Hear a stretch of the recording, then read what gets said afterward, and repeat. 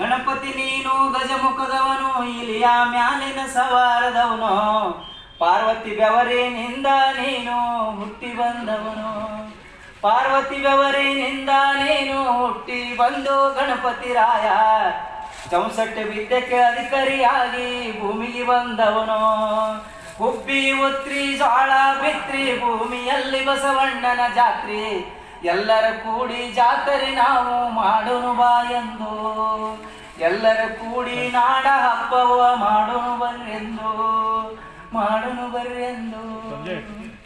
ಆದ್ಮೇಲೆ ವೇದಿಕೆ ಮೇಲೆ ಆಸೀನರಾದಂಥ ಗೌರವಾನ್ವಿತ ಮತ್ತು ನಮ್ಮ ಘನವೆತ್ತ ಸರ್ಕಾರದ ಕರ್ನಾಟಕ ರಾಜ್ಯದ ಮಂತ್ರಿಗಳಾದಂಥ ಸತೀಶ್ ಅಣ್ಣ ಜಾರಕಿಹೊಳಿ ಅವರೇ, ಹಾಗೂ ನಮ್ಮ ಜನಪ್ರಿಯ ಶಾಸಕರಾದಂಥ ರಾಜು ಶೇಖ್ ಅಣ್ಣವರೇ, ಅದೇ ರೀತಿಯಾಗಿ ವೇದಿಕೆ ಮೇಲೆ ಆದಂಥ ಏರು ಪಾಟೀಲ್ ಅವರೇ, ಎಲ್ಲ ಗಣ್ಯಮಾನ್ಯವರೇ, ಅಕ್ಕ ತಂಗಿಯರೇ, ಅಣ್ಣ ತಮ್ಮಂದಿರೇ, ಮುದ್ದು ಮಕ್ಕಳೇ, ಹಾಗೂ ನನ್ನ ಸಮಾಜದ ಎಲ್ಲ ಬಾಂಧವರಿಗೆ ಜ್ಯೋತಿರ್ಲಿಂಗ ಮಾಡುವ ಶಿರಸಾಷ್ಟಾಂಗ ನಮಸ್ಕಾರಗಳು.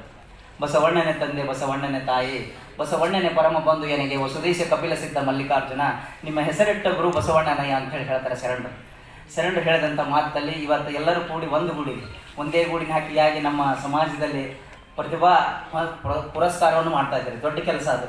ಎಲ್ಲರೂ ಸೇರಿ ಈ ರೀತಿಯಾಗಿ ಮುತ್ತಿನಂಗ ಕೂಡಿದ್ರೆ ಒಂದು ತೆನಿ ಆಗ್ತದೆ. ತೆನಿ ಆಗ್ಬೇಕಾದ್ರೆ ಒಂದು ಇದರ ತೆನಿ ಅಂತ ಹೇಳ್ತಾರೆ, ಗಿಳಿ ಬಂದಾವಪ್ಪ ಗಿಳಿಯೋ ಗಿಳಿಯೋ, ಕಡದವ ಯಾಲಕ್ಕಿ ಗಣಿಯೋ, ಕಡದವ ಯಾಲಕ್ಕಿ ಗೋನಿಯೋ, ನಮ್ಮ ಕಣದಾಗ ಮುತ್ತಿನ ತೆನಿಯೋ, ನಮ್ಮ ಕಣದಾಗ ಮುತ್ತಿನ ತೆನಿಯೋ. ಇವೆಲ್ಲ ತೆನಿಗಳು ಹಾಕ್ಬೇಕಾದ್ರೆ ನಾವೆಲ್ಲರೂ ಒಟ್ಟುಗೂಡ್ಬೇಕು. ಒಂದು ತೆನಿ ಅಂತ ಹೇಳಿ ಕರೆಸ್ಬೇಕಾದ್ರೆ, ಒಂದು ಜೋಳದ ತೆನೆ ಆಗಲಿ, ಸಜ್ಜಿ ತೆನೆ ಆಗಲಿ, ಅದು ಕರೆಸ್ಕೋಬೇಕಾದ್ರೆ ಎಲ್ಲ ಮುತ್ತುಗಳು ಒಂದು, ಎಲ್ಲ ಕಾಳುಗಳು ಒಂದು ಕೂಡಿದ್ರೆ ಮಾತ್ರ ಅದು ತೆನಿ ಅಂತ ಕರ್ಕೊಳ್ಳೋಕೆ ಸಾಧ್ಯ ಅದ.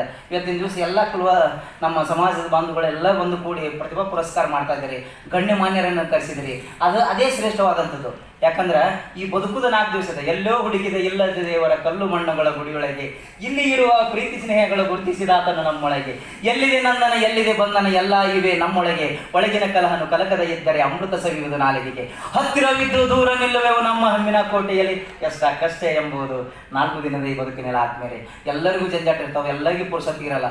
ಆದರೂ ಕೂಡ ನಾವು ಇವತ್ತೇನು ಮಾಡಿದ್ದೇವೆ ಅಂದರೆ, ಬರೀ ಶಿಕ್ಷಣ ಅಟ್ಟೆ ಕಲಿಸಿದ್ರೆ ಸಾಕಾಗಲ್ಲ, ಶಿಕ್ಷಣ ಜೋಡಿ ಸಂಸ್ಕಾರ ಕೊಟ್ಟರೆ ಮಾತ್ರ ಅದು ಪರಿಪೂರ್ಣವಾದಂಥ ಶಿಕ್ಷಣ ಆಗ್ತಕ್ಕಂಥದ್ದು ನಾನು ಈ ಮಾತಿನ ಮೇಲೆ ಹೇಳ್ತೀನಿ ಆತ್ಮೀಯರೇ.